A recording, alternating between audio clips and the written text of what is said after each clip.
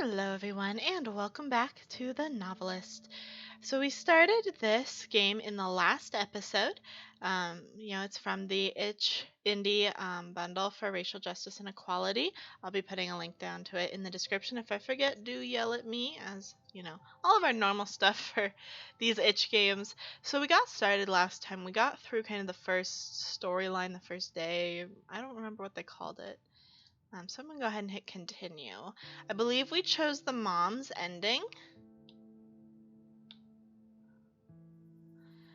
for that day. And so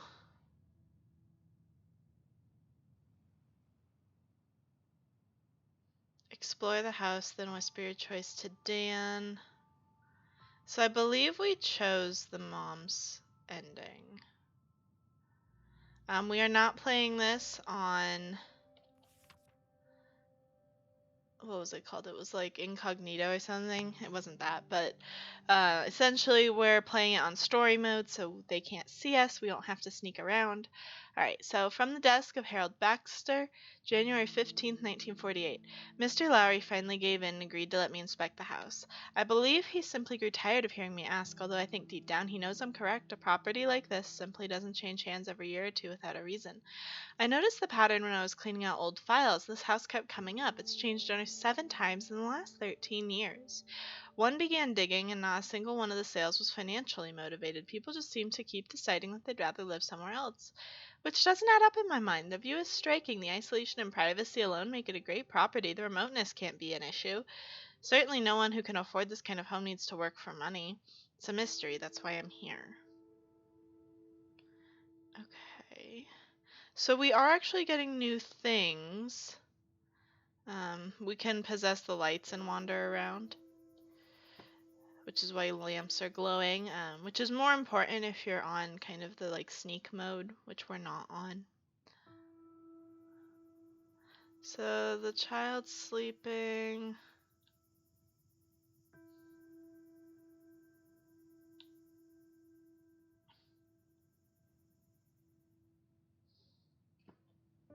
It's very pretty outside.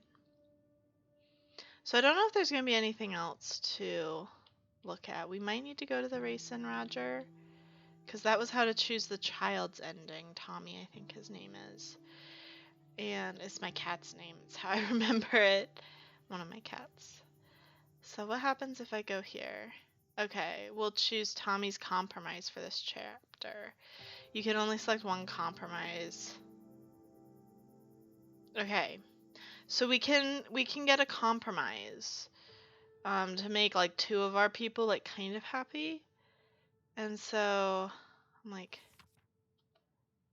where was the dad's journal? Because I feel like that's who we should compromise with right now. I know the son wants more playtime. He wants more time with his dad. He wants to make friends. He's been bullied at school. Oh, another journal that I have to read. I thought this was the journal to make the compromise. From the desk of Harold Baxter, January 16th, 1948. Standing in the kitchen, drinking coffee and admiring the view, I simply don't understand it. Who wouldn't want to see this every morning? That appears to be the great question of 451 Timberline Road. I slept very well last night. It's a good thing the previous owners left the house furnished. It was just about as quiet as anywhere I've ever been. The only sounds today are the ocean and a few birds. After I finish breakfast, I plan to begin my inspection. Later. I was inspecting the upstairs walkway to make sure the railing was sturdy when I saw something odd downstairs. I'm not certain I can describe what it was. I've already talked myself halfway out of thinking it was anything at all. It's probably just a trick of the light coming through those windows. So I'm wondering if it's us. We are some sort of entity that kind of,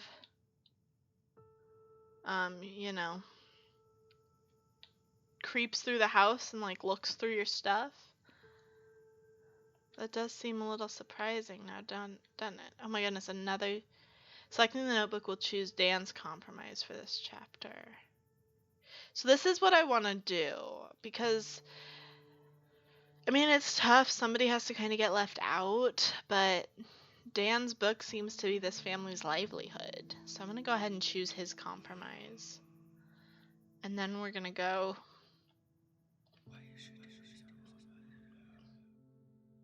Whisper. The next night, Dan surprised Linda by grabbing a bottle of wine and asking her if she wanted to drink it and catch up after they got Tommy to bed. They put on their favorite Miles Tanner record and cuddled on the couch, laughing and chatting up on things before stumbling to bed. The summer was off to a good start for them.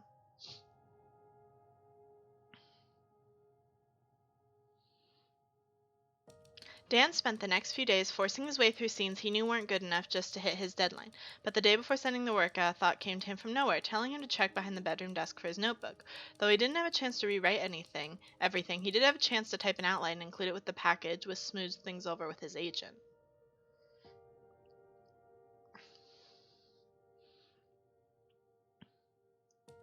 Dan's mind was elsewhere when Tommy tried to get his dad to play Race and Roger with him. Linda found Tommy trying to play with the game by himself after dinner. She sat down and played a few games with him to cheer him up, but she could tell he had really wanted to play with Dan.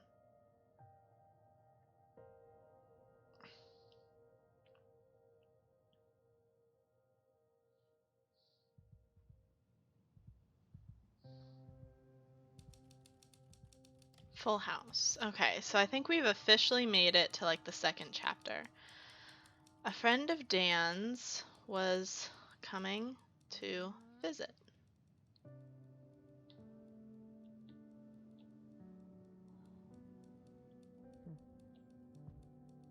Alright, so we're gonna begin anew our snooping around the house. Honey, I'm sorry it's been so long since my last letter, but we've been all over the place. Have you gotten settled into that big house yet? I hope getting away from everything has been a help for you and Dan. I'm writing because, speaking of getting away, your father and I are going to take a road trip. I found some good AARP deals, and with your father only working part-time, it wasn't very hard to arrange time off. It's been too long since our last trip. I always enjoyed changes of scenery, and as you're hopefully learning, it can be just the thing a marriage needs. Lord knows it's helped us. The trip won't take us close enough to the shore to come visit, I'm sorry to say. And if you write back, we'll be gone before your letter arrives. We'll call if one of our motels has long distance, but if we don't get a chance to call, send my love to Dan and Thomas. You know your father, and I want the best for you all. Love, Mom. So it sounds like,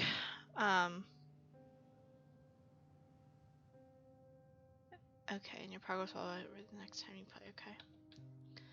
So that's good to know, since I don't have a lot of time to record today. Only a little bit of time. So we've got this. It looks like a picture of Tommy with a friend in a tent or some sort of other manufactured thing. Okay, so I think I saw something pop up in the corner. It said like Tommy 1 of 3 found. So there's 3 things to find that relate to Tommy. So we can read Linda's thoughts.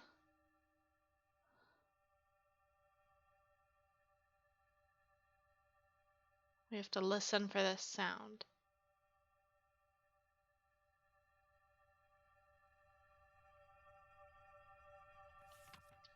I knew we should have eaten something with that wine last night. My head is killing me. It was totally worth it, though. We put some music on, hung out on the couch, all cuddled up like we were freshmen again. He didn't talk about his book once. We got a little too into a discussion about whose favorite band from college was still the best, and we accidentally woke Tommy up. We got him settled back down and decided to call it a night, too. Well, except for I better not write about that part. Okay, 1 of 3 memories.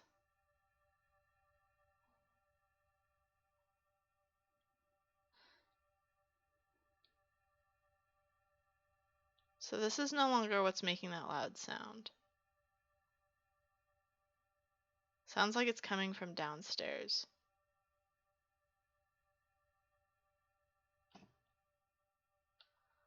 Although, okay, it is. I thought Tommy was sleeping with us. I'm checking to see if this is a fold-out. I thought Tommy was sleeping with us. Okay, so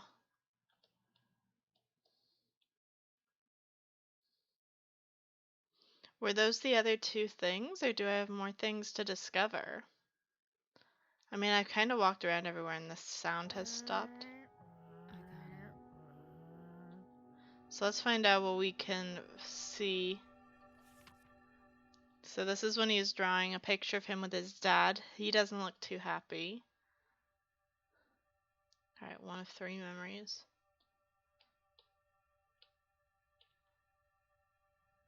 Alright, another one's in the kitchen. Can Davy sleep over? Can Davy sleep over? So he's asking if his friend can sleep over.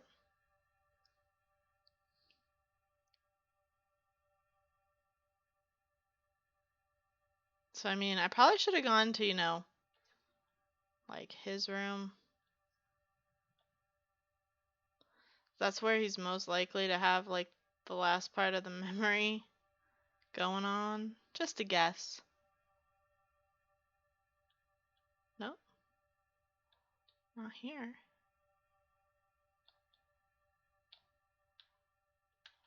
Is it also downstairs?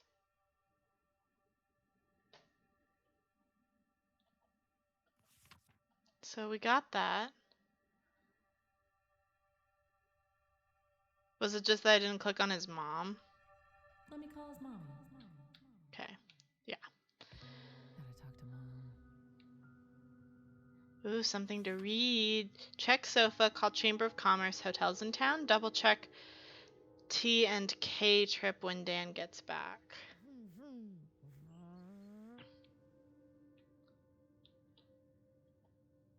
Wash that ugly sweater Mom and Dad gave me so they see me wearing it.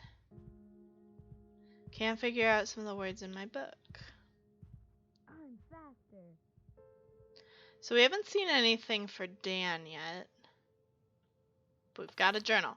I took Tynan up on the book jam. He hasn't seen a word of my new book, and fresh eyes are priceless. He bailed me out on Trammer's Way. I hope he understands how much of that book I worked on because of him. I still remember when we were walking to the pond, he had an idea about using newspaper clips and police reports. Of course, no matter how many times I tell interviews it was his idea, they just keep giving me the credit. Maybe they just want a tidy art version. Oh well, can't change that. Let's just hope he has an idea for this one too. Friday can't come soon enough. Oh boy. So that just sounds like your friend's not going to appreciate giving you lots of ideas. I mean, at least it sounds like he's tried to give credit where it's due. But that's a rough situation. Selecting the sweater would choose Linda's resolution. Dan and Tommy will be disappointed. Okay, we definitely do not want to pick a ending yet, because we have not explored enough. Alright, let's read this. Good news! Mom called today with a change of plans. They made better time on the first leg of the trip than they expected, and they're coming to visit. Bad news, they want to come this weekend. Did Dan tell Tynan he could stay here for sure, or is that still up in the air? I'll ask after dinner. She sounded cheerful enough on the phone, though I can't help wondering if they took this trip because they hit another rough patch. I hope not. I hope they just want to see Tommy and have a classic Mears family feast. Though maybe seeing how they've ended up will be a good perspective for Dan and me. Speaking of which, Dad better not get nosy. I've told him a million times that my marriage is not his business. Maybe I'll try the thing Christine told me. When someone asks you something private, just say, "Why do you ask?" Put it back on them and see if they've actually got a reason to get into your business. Yeah, I've got to remember to try that. We'll see how he answers that one. Alright, we need to explore Dan's memories. He can sleep with us. What about Tommy? So I guess that this friend is coming to visit and they're wondering where they're going to give him Tommy's room, I suppose. Was what they're saying.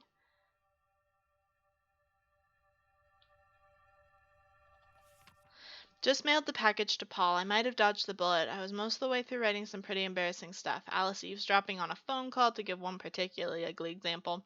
When I decided to look for my notebook one more time, maybe it was desperation, but something told me to try it. I lucked out and found it this time. I almost sprinted back to the office to see how much I could repair. Didn't have time to rework it all, but I sent Paul a good outline with the chapters I did have. I hope that works. Alright, so we found all of his stuff. I didn't really want to explore. I just wanted to read his thoughts. Yeah. He has to learn about grown-up problems at some point. I talked to Davy's parents. They're okay with him sleeping over. They said they'd take care of Tommy some weekend in return. I know the timing isn't great, but maybe we can work something out. Let's talk when you get up, Lynn. So we've got Tommy who wants a sleepover, Dan who wants his friend, and we already did this, right? Yeah, Dan who wants his friend to come to help him write, and Linda who wants her parents to come visit. And they can only possibly maybe have 2 rooms, because she was seeing if the couch was a pull-out. So I want to know, how do we just search the house for more clues? Read his thoughts for the final clue. So Dan, we need more clues. Tommy, we need to find out what he wants. We can use the blue sheets to make a sofa fort. So, this was the letter from Linda's parents. We have not found every hint for Dan. Guy, probably not expecting to hear from me, were you? I know I'm all about surprises. Look, we're gonna head up the coast next week and we're doing the drive from LA to Seattle. I have an interview up there on Tuesday and Kelly has a friend who's gonna introduce her to some casting people from Vancouver. Can we crash at your place on the way up? We would be pulling through next Friday. I was thinking we could use an excuse to jam on our books. I want to see your new stuff. I have a draft I want you to look at. I'm way beyond knowing what's good or not with my work, so I could really use your advice. And I know you'll give us straight about your new book. And you know I'll give it to you straight about your new book. Is there a title yet? Could be Impromptu's Writer's Workshop, I guess. Anyway, I think it'd be fun. Let me know. So for this one, so we just need to read his thoughts for the final clue. I'm thinking we're going to go for Tommy and Dan's in this one. I think we do kind of need to pick like a main story that we want to keep with. And Dan's would kind of be the obvious choice. He's the novelist, you know. But at the same time, I understand. Okay, fishing poles. Maybe we could find the pond. So I'm going to do Dan's main story, I think, and Tommy's compromise. Linda will be disappointed, but she got what she wanted last time. Selecting, we'll choose Dan's resolution for the chapter. Okay, so we're going to pick these. So we're picking Dan's resolution. So his friend Tynan's gonna come help with the book. And so we're also gonna pick Tommy's blue sheets. So yeah, we have some exploring to do. There's never been anything in the bathroom so far, but I'm like, maybe there will be and I won't want to miss it. Kind of a thing. This house is like eerie at night, I have to admit. Oh, this glowy thing seems promising. From the desk of Harold Baxter. So it kind of seems like we're looking back in time. This doesn't feel like a 1948 story, and all of these notes are from 1948. Now I'm certain there's something strange with the light here. It must be those windows. I was reviewing old deeds in the living area and saw some sort of flash of light out of the corner of my eye. I'd assumed the elevation would put the ocean too far away for the sun to reflect off a wave, but perhaps not. I looked, but there was nothing there except a strange shimmer like heat above the asphalt of a hot road. It dissipated almost immediately, perhaps some concentration of the light caused it. But on to work. I've been cataloging possible options for the property. I owe Mr. Lowry a report on the 24th. So I think we're getting some like background of the house, and honestly, I think that this this person who's writing these notes has discovered whatever entity we are, affecting the lights. I think that's what's happening. I hope we get more like resolution on that as well. So I want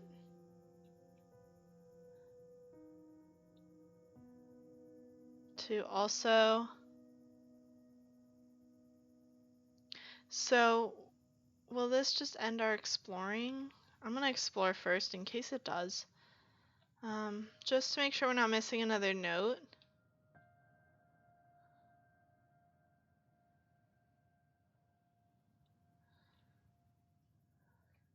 So let's just look around,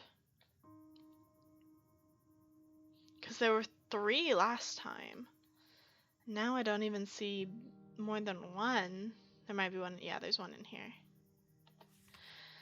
Alright, from the desk of Harold Baxter. I failed to log my activities yesterday, as if nothing of note occurred. There must have been no tricks of the light for 2 days. I've grown certain the ones I saw were reflections from the ocean and probably reaching the house. I've been able to focus on the task at hand. I'm suitably pleased with the condition of the property. I've also reached a decision on how to proceed. It came to me this morning as I stood in the conservatory admiring the beauty of the forest. I hadn't begun my work yet and was thinking of nothing in particular when an idea came to my head fully formed. I was surprised that it appeared with such clarity, but it's not unheard of for the mind to ponder a question in the subconscious. As for the idea, it's quite simple. I will buy the house myself. Alright, so Harold Baxter is going to own the house. Back in the 40s. The late 40s, but still. I don't feel that this story is taking place in the 40s. I just suspect it's unlikely. So we are going to choose Tommy's compromise. And so I'm just going to, we have to go whisper to Dan, let him know what we've decided.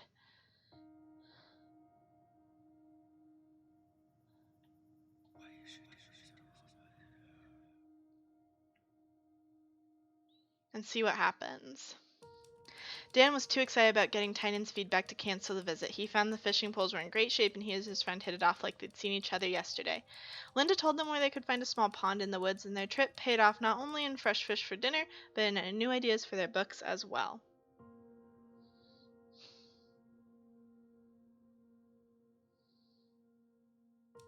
Dan knew how important it was for Tommy to play with friends his age, so he grabbed the sheets and gave Tommy a few tips on the finer points of structural engineering and a sofa fort construction. The extra house guests meant the boys had to keep the noise down and play quietly, which put a damper on some of their fun.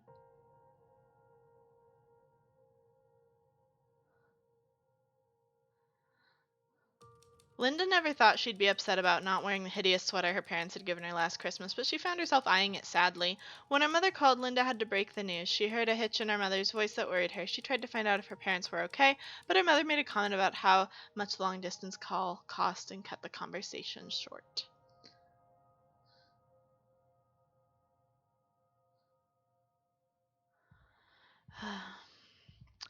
But I mean, that is the story. So the oh no. That night, Linda got a phone call. Oh no, guys, I don't have a good feeling about this, but I do need to end this episode here. If you enjoyed it, be sure to hit that subscribe button, and as always, I'm the Purple Pegasus, and I'll see you guys in the next one. Bye-bye!